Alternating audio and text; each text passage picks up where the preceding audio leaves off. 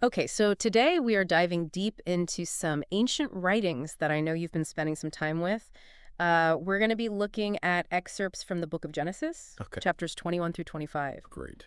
And this section of the text really focuses on, a pivotal figure, Abraham, and all the twists and turns of his family story. Right. We're going to be talking about, everything from the miraculous birth of Isaac to the really complex relationships that we see play out between different members of the family, and these really crucial moments of faith and the establishment of legacy and inheritance. Yeah. So our goal today is to kind of pull out the Cromer narrative from these chapters and really trying to understand, the significance of these key turning points that are presented in these writings. Yeah, these chapters are they're so rich with meaning, and they really do set the stage for so much that comes later. Right. When you look at these texts and you see why they've resonated with people for, Yeah. thousands of years, right? Yeah. They touch on these universal themes of family dynamics. Yeah. The promises that we make to each other, the Yep. weight of those promises, the challenges of faith. Absolutely.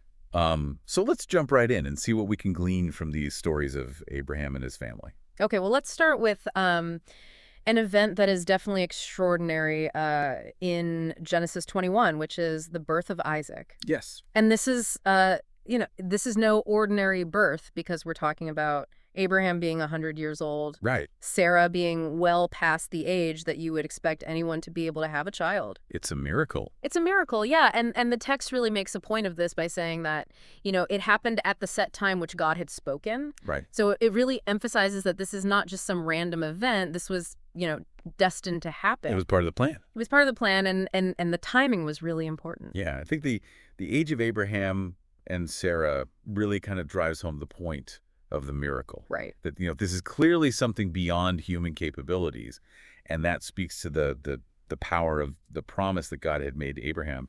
Right. And yet Sarah's reaction is so telling too. Yeah. Yeah. Even in the name that she chooses for Isaac. Right.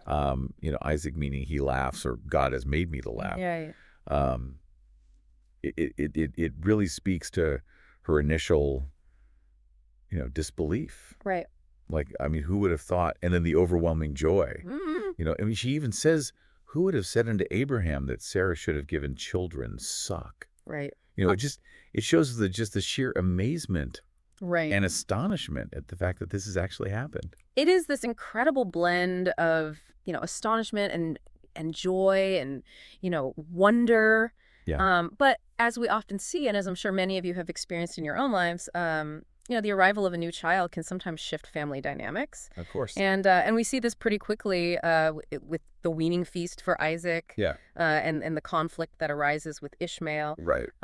Abraham's first son through Hagar. Right. Sarah sees Ishmael mocking Isaac, and it doesn't really give us the specifics of what that mocking looked like. Right. We don't get a lot of detail there. Right, but it's enough to provoke a very strong reaction from Sarah. Yeah, and it really does make you wonder, what was going on in that household? Right. What was the dynamic between these two half-brothers? Uh-huh. And what exactly did Ishmael do to provoke Sarah to such a degree? Right, because her response is very forceful. Oh, it is, yeah?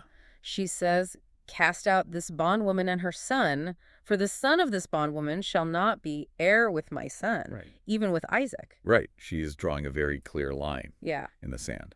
And I think, to modern ears, that can sound incredibly harsh. Oh, absolutely. But we do have to remember the cultural context. Absolutely. It's so important to consider the cultural context. Yeah. In that time and place, inheritance and lineage were just absolutely paramount. Right. It determined the future of families, Right. tribes. The entire social structure really rested on these concepts of inheritance. Right. And so the potential for conflict between sons born of different mothers, Right. one a free woman, one a bondwoman, that would have been a very real and very serious concern. Absolutely. And you can really sense the internal conflict that Abraham must be going through. Oh, yeah. Because the text tells us that the thing was very grievous in Abraham's sight because of his son. Right. He loved both of his sons. Right.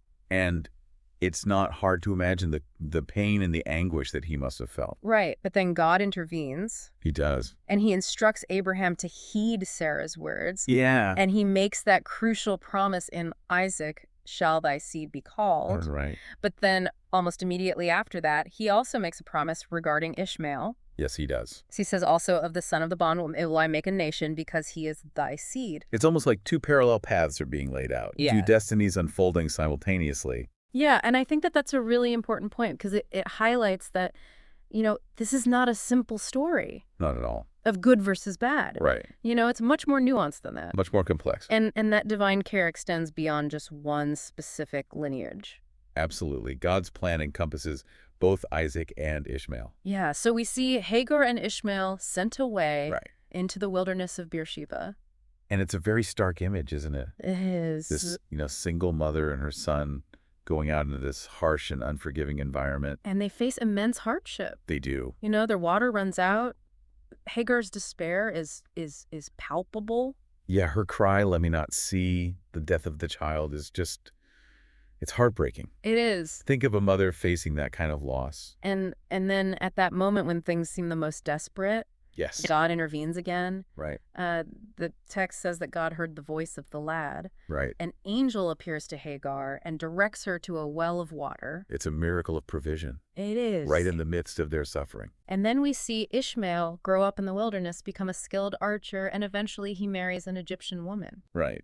So his story continues. It does. And it sets the stage for those future interactions between the descendants of Isaac and the descendants of Ishmael, right. which are often quite complex, as we'll see later on. They are so moving on from the emotional intensity of that story. Yeah. We see a bit of a shift in the narrative in chapter 21, where we encounter this covenant that's established between Abraham and Abimelech at Beersheba. Right. So we're moving away from the immediate family drama now, and we're looking at Abraham's interactions with the people around him. Yeah. The other groups in the region. And this is important because these kinds of treaties and agreements were crucial for stability. Absolutely. In a region where resources were often scarce. Right. Water in particular was a precious commodity. Yeah. So this speaks to Abraham's growing influence, and his ability to kind of navigate these complex social dynamics. And also the importance of peaceful coexistence. Right.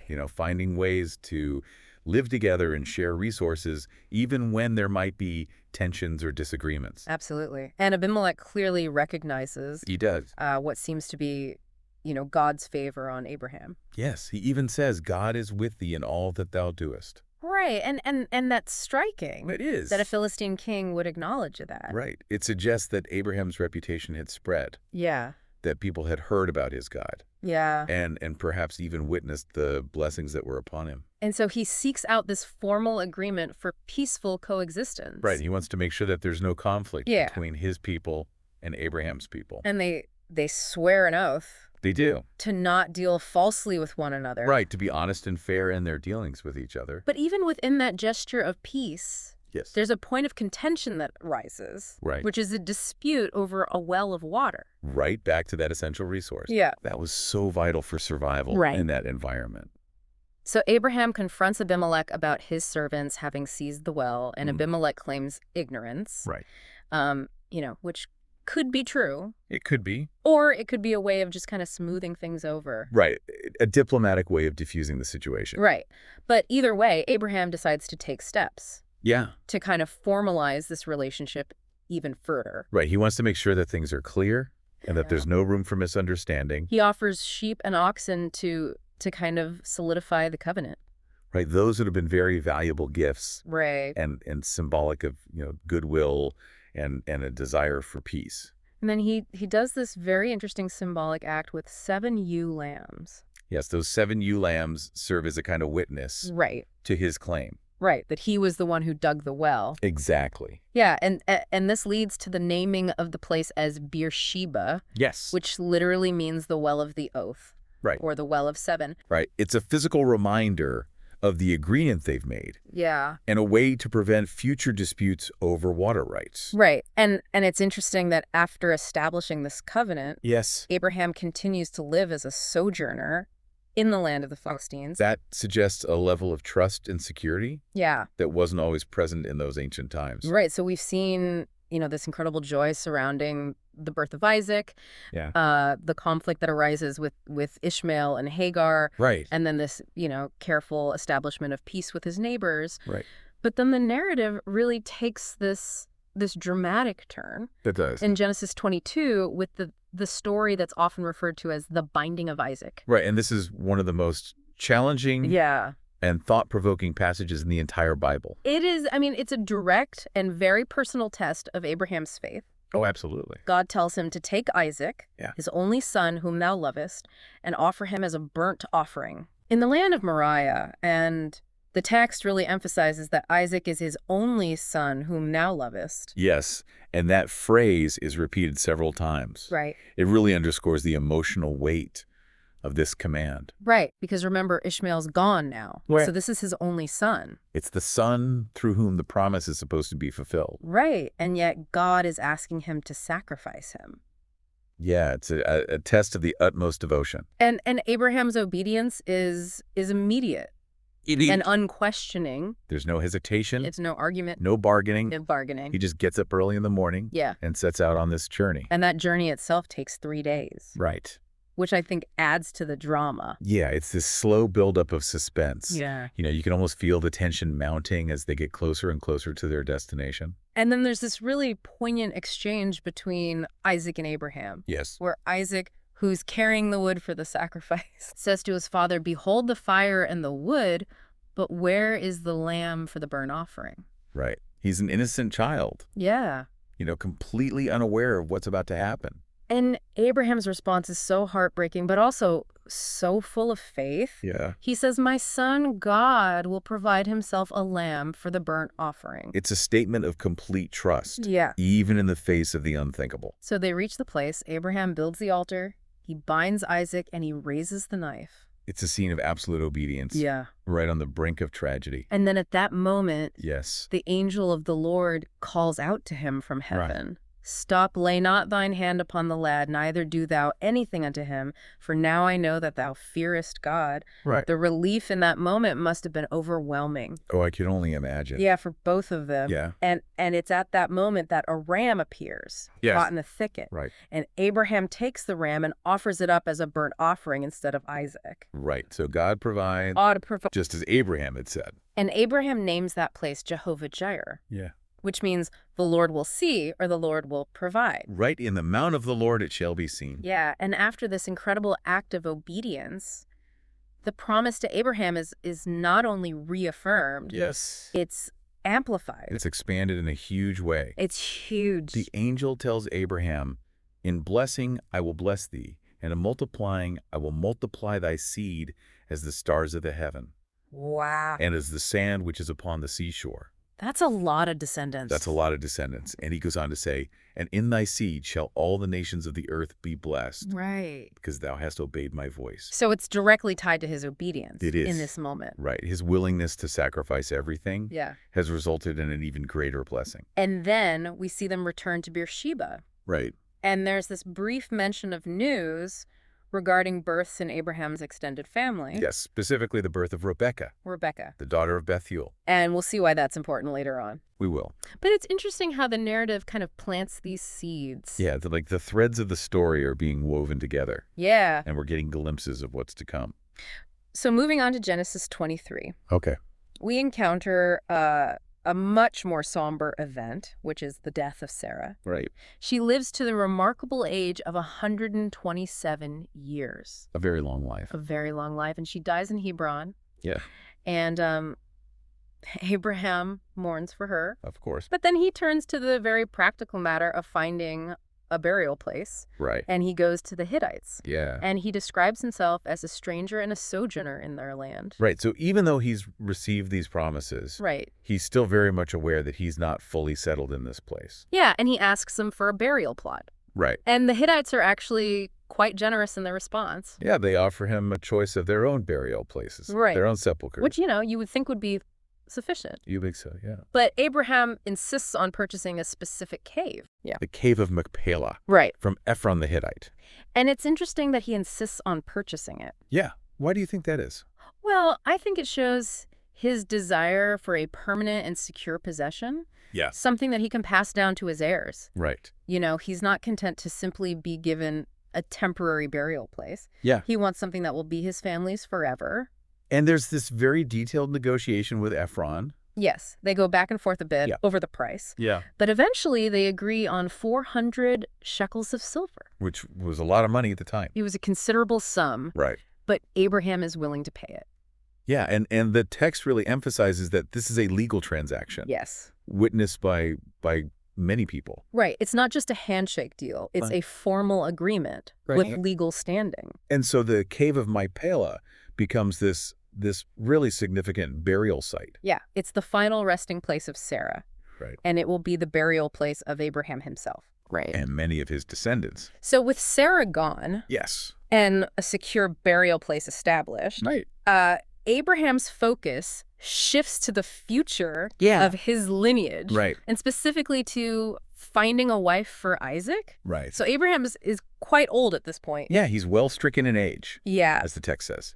And he entrusts his most senior servant Right. with a very specific mission Yeah. and a very solemn oath. And it's an interesting oath, isn't it? It is, yeah, it's quite detailed. Yeah. And he tells his servant that he's not allowed to take a wife for Isaac from the Canaanites. Right, the people who are living in the land where they are now. Yeah. He specifically instructs him to go back to his own homeland, to Mesopotamia, Yeah. to find a wife from among his own kindred. Yeah, and this shows how important it is to Abraham to maintain the distinctiveness of his lineage. Yes, he wants to make sure that Isaac marries someone who shares their faith, Right. their values, their cultural heritage. Their heritage. And the servant, being a practical person, Yeah, he raises a concern. Yeah. What if the woman doesn't want to come back to Canaan? right. What if she refuses to leave her family and her home? And Abraham reassures him. He does. He says, God will send his angel before thee, and thou shalt take a wife unto my son from thence.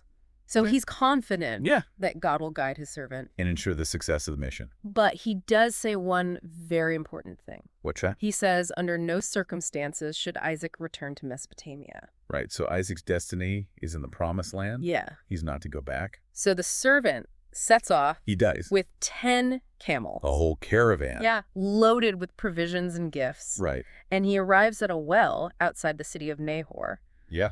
And he prays for guidance. He does. And he asks for a very specific sign. Right, and it's a rather unusual sign. It is. He asks God to let the woman who is meant to be Isaac's wife Yeah. not only offer him water to drink, but also offer to water all 10 of his camels. Which would be a huge amount of work. Oh, yeah. It's a very demanding request. Right. It's a real test of a woman's kindness and hospitality. And it's amazing Yeah. that before he's even finished praying, Yes. Rebecca appears. Right. And the text carefully notes her lineage. It does. Yeah, it traces her ancestry all the way back to Nahor, Right. who was Abraham's brother. So she's from the right family. Yes. She's exactly who Abraham was hoping for. Right. And what's even more amazing is that she fulfills the sign. She does. She offers him water. Yeah. And she volunteers to water all 10 camels. Right. Which must have taken hours. It would have been exhausting work, Yeah. but she does it willingly and cheerfully. Yeah. And the servant is obviously overwhelmed He is. by this. Yeah, he sees it as a clear sign from God. Yeah, and he gives her gifts. Yes. And then he immediately asks about her family. Right. He wants to make sure that she's from the right lineage Yeah. before he proceeds any further. And she invites him and his men to stay at her family's house. She does? So they go to her house, Yeah. and the servant recounts his entire story to her family. Right. He tells them about Abraham and the promises, Yeah. the oath that he swore, Yeah. and the sign at the well. And her family recognizes God's hand in it all. They say the thing proceedeth from the Lord? Right. They see it as divine providence, Yeah. bringing these two families together. And then they leave the decision up to Rebecca, They do. and she says, I will go. Which is just such a brave and faithful response. It is. You know, she's willing to leave everything she knows Yeah. to travel to a distant land Mm-hmm. to marry a man she's never met. And so they give her more gifts, They do. and they bless her, and Yeah. she sets off with the servant, Right. and they meet Isaac in the field, Yes. and she veils herself, right. which is a sign of respect Yeah. and modesty. Right. And the servant tells Isaac everything that happened. And Isaac takes Rebecca into his mother's tent, right. and he marries her. And it says that he loved her. Yeah, and that he was comforted after his mother's death. Yeah, so she brings him solace Yeah, and joy yeah. in a time of grief. Yeah. So this union between Isaac and Rebekah Yes. is absolutely crucial for the continuation of the story. Absolutely. It was the next link in the chain Yeah. of the covenant. So moving on to Genesis 25, Okay. we see the final years of Abraham's life. Right. And we learn that he takes another wife, He does. Keturah, Right. and has 6 more sons with her. Yeah. So his family continues to grow Yeah. even in his old age. And the text names these sons It does. and some of their descendants. Yeah, and some of them become quite important figures Yeah. in their own right. Like Jokshan and Midian. Right. But when it comes to the inheritance, Yes, Abraham makes a clear distinction. he does. He gives everything he owns Yeah. to Isaac, Right. the son of the promise. Right. But he gives gifts to the sons of his concubines, He does. and he sends them away to Yeah. the east, Right. away from Isaac. So he's establishing a clear line of succession. Yeah. Isaac is the primary heir, Right. the one who will carry on the covenant. And then Abraham dies He does. at the age of 175. A ripe old age. And the text says he died in a good old age, an old man and full of years. Right. And he's buried in the cave of Machpelah Yes. with Sarah. Right. And it's interesting that both Isaac and Ishmael are there They are. to bury him, Yeah. despite all the conflict Right. that's happened in the past. They come together to honor their father. Yeah. It's a beautiful moment of reconciliation. And then the text says that God blessed his son Isaac. Right. So the blessing passes on to the next generation. It does. And we also get a more detailed account of Ishmael's lineage. Yeah, we learn the names of his 12 sons Right. and the places where they settled. So that promise that God made to Hagar, that Ishmael would become a great nation, Right. that's fulfilled. It is. So the focus of the narrative shifts now to Yeah. Isaac, the Yeah. generations of Isaac. Right. And we learned that Isaac is 40 years old when he marries Rebekah, Okay. but Rebekah is barren. Yeah. And so Isaac prays to the Lord for her, He does. and God answers his prayer, yeah. and she conceives. It's another example of God's direct intervention It in is. the lives of these patriarchs. But then there's this strange and dramatic scene where Yes. the twins are struggling They are. inside her womb, Yeah. and she's distressed by it. Yeah, she's obviously in a lot of pain and she doesn't understand what's happening. Yeah, and she asks the Lord, why is this happening to me? Right. And the Lord gives her a prophecy. He does. He says, 2 nations are in thy womb, and 2 manner of people shall be separated from thy bowels, Right. and the one people shall be stronger than the other people, and the elder shall serve the younger. Yeah. So right from the beginning, we have this foreshadowing of conflict. Of conflict and a reversal of expectations. Right. The elder serving the younger. Right. Which would have been very unusual in that culture. Yeah. The firstborn son typically had the primary rights and privileges. Yeah, and then the twins are born. They are. Esau first, who is Yeah. described as red and hairy. Yeah. And then Jacob, who's holding on to Esau's heel. Right. And that's why his name's Jacob. Yeah, because Jacob means he grasps the heel. Yeah, So even their names kind of hint at their future relationship. right. Esau, the strong and vigorous one. Right. And Jacob, the one who's kind of clinging on, The supplanter. the supplanter. Yeah, and we learn that Isaac is 60 years old when they're born. Okay. And as they grow up, Yeah. they develop very different personalities. They do. Esau becomes a skilled hunter, a man of the field. Right. And Jacob is described as a plain man dwelling in tents.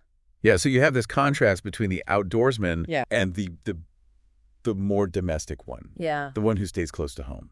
And then we see the beginning of parental favoritism. Yes. The text says Isaac loved Esau because he did eat of his venison, Right. but Rebekah loved Jacob. So there's a division within the family right from the start. That's going to have major consequences Yeah. down the road. Yeah. And then we have that famous story of Esau selling his birthright Right. to Jacob. Oh, full of stew. Yeah. Esau comes in from the field. He's famished. Yeah. He says, I'm about to die. Right. What good is this birthright to me? Right. He's focused on his immediate needs. Yeah. He's not thinking about the long-term consequences. And Jacob seizes the opportunity. He does. He says, sell me your birthright. right now, Yeah. this day. And Esau agrees. He does. And so he despises his birthright. Expert